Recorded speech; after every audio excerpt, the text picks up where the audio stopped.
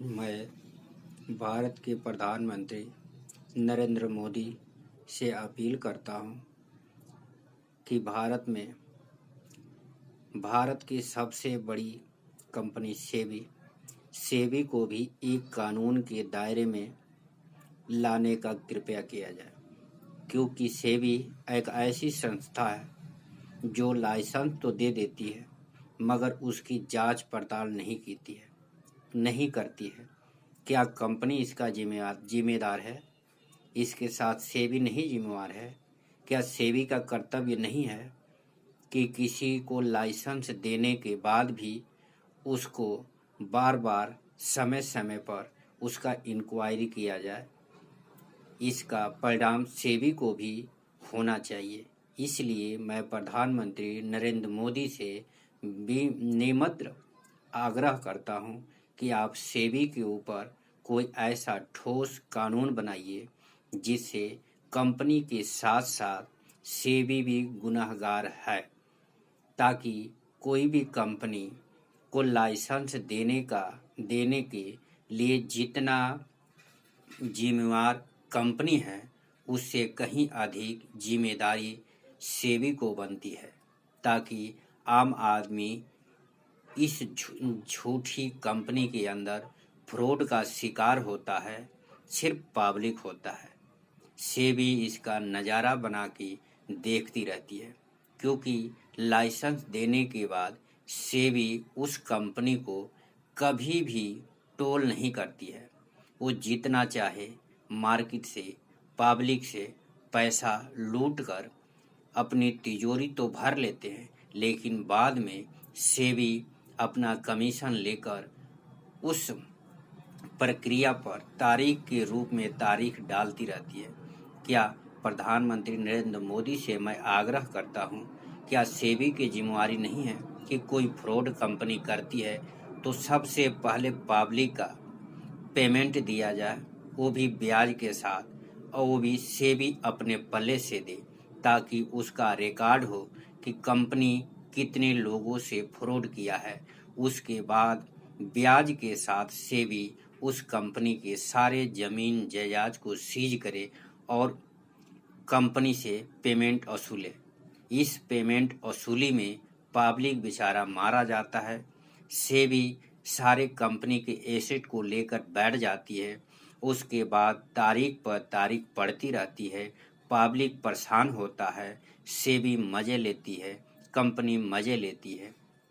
इस दिशा में मैं प्रधानमंत्री नरेंद्र मोदी से अपील करता हूं कि इस दिशा में मेरे हिसाब से लाइसेंस देने के बाद सबसे बड़ी जिम्मेवारी सेबी को बनती है, ताकि जिस आदमी को लाइसेंस दिया गया है वो लाइसेंस का सही उपयोग कर रहा है या नहीं कर रहा है, इसकी निगरानी सेबी को करनी चाहिए। समय समय पर सेबी को उस कंपनी के ऊपर अपना दिशा निर्देश जारी रखने चाहिए, ताकि लाइसेंस का दुरुपयोग न हो। सेबी रिश्वत तो लेकर लाइसेंस तो दे देती है, लेकिन कभी उस कंपनी के ऊपर अपना दृष्टि नहीं डालती है, ताकि कंपनी सही काम कर रहा है कि नहीं कर रहा है। जब आम आदमी ठगी का शिकार हो जाता है, तब सेबी उस कंपनी को अपने दायरे में लेकर कागजी कार्रवाई में सदियों गुजार देती है। जैसे सहारा सेबी विवाद, सेबी ने सहारा के 24,000 करोड़ अपने बैंक में सहारा सेबी अकाउंट में रख लिया है, और आज 12 साल हो गया, अभी किसी का पेमेंट नहीं किया। ना ही सेबी किसी ऑफिस में आई, ना ही किसी एजेंट से पूछा कि ये आदमी कहाँ है। उसको कैसे पता है कि पब्लिक सहारा सेबी का सारा पैसा काला धन है। जब सेबी ऑफिस में आती, जिस एजेंट के कोड पर पैसा कटा है उस एजेंट को बुलाती, एजेंट उस आदमी से मिलाता, तब सही और गलत की पहचान होती। सेबी एक सबसे बड़ी धोखाधड़ी है। हमारे हिसाब से सेबी को बंद कर देना चाहिए, क्योंकि इसका काम सबसे गलत तरीके से हो रहा है। सेबी पैसा तो ले लेती है, लेकिन पैसा देने के नाम पर कागजी कार्रवाई करती है। जैसे बहुत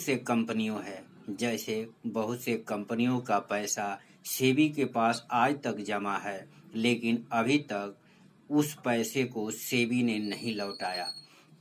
अतः प्रधानमंत्री नरेंद्र मोदी से आग्रह है कि सेबी के ऊपर कोई ऐसा कानून बनाया जाए ताकि सबसे पहले प्राथमिकता पब्लिक को दी जाए।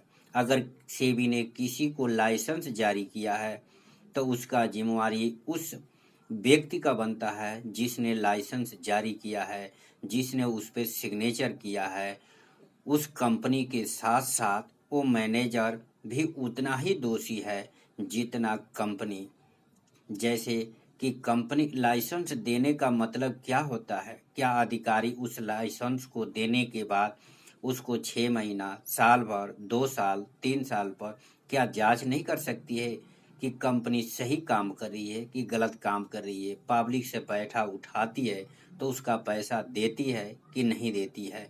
इस दिशा में प्रधानमंत्री नरेंद्र मोदी से आग्रह करता हूं कि आप इस दिशा में कोई ऐसा ठोस कदम उठाइए जिससे आम पब्लिक को फायदा हो।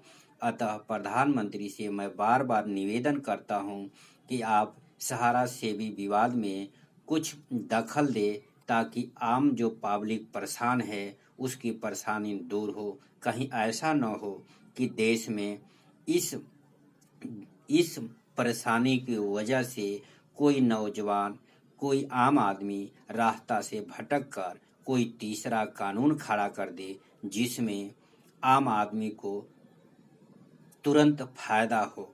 हम आपसे निवेदन करता हूं कि इस दिशा में कोई ऐसा ठोस कदम उठाइए ताकि सेबी इस दिशा में जल्द से जल्द कार्रवाई करे और सहारा सेबी विवाद को या अन्य किसी कंपनी के विवाद को जल्द से जल्द सुलझाने का कृपया करें।